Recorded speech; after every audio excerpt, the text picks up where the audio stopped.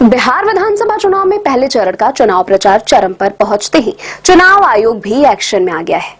आयोग ने एआई से बनाई गई प्रचार सामग्री से जुड़े नियम काफी सख्त कर दिए हैं।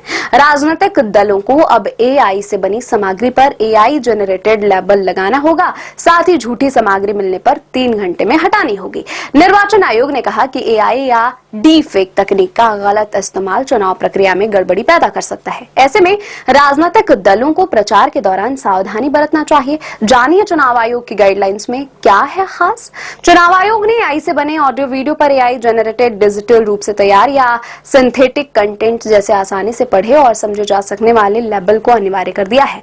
राजनीतिक दलों से कहा गया है कि दिखाई देने वाली सामग्री में यह लेबल कम से कम 10% कवर करे। अगर ऑडियो कंटेंट है तो शुरुआत के 10 सेकंड में बताना होगा। आयोग ने कहा कि आदेश मिलने पर 3 घंटे की समय सीमा के भीतर सामग्री हटानी होगी। सभी मान्यता प्राप्त राजनीतिक दलों से कहा गया है कि एआई से तैयार सामग्री के लिए मेटा डेटा या संबंधित कैप्शन में इसे बनाने वाली जिम्मेदार संस्था का नाम बताना होगा। वैसे तो लेबल वाला नियम 2024 के लोकसभा चुनाव से ही लागू है, लेकिन इस बार आयोग ने लेबल का आकार और समय निर्धारित कर दिया है। ऐसी किसी भी सामग्री के प्रकाशन या फॉरवर्ड करने पर प्रतिबंध लगाया गया जो गैर कानूनी हो और किसी व्यक्ति की पहचान, रूप या आवाज को उसकी सहमति के बिना इस तरह के गलत तरीके से प्रस्तुत करती हो जिससे मतदाताओं के गुमराह होने या धोखा देने की संभावना हो।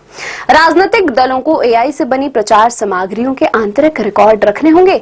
इसमें क्रिएटर की डिटेल और टाइम स्टैंप शामिल है जिसे चुनाव आयोग के मांगने पर सत्यापन किया जा सके।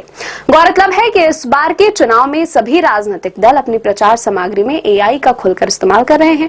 चुनाव लड़ रहे प्रत्याशी भी अपने चुनाव प्रचार में नैरेटिव तैयार करने, पुरानी बातों को वीडियो फॉर्मेट में अपने पक्ष में दिखाने के लिए एआई का इस्तेमाल कर रहे हैं।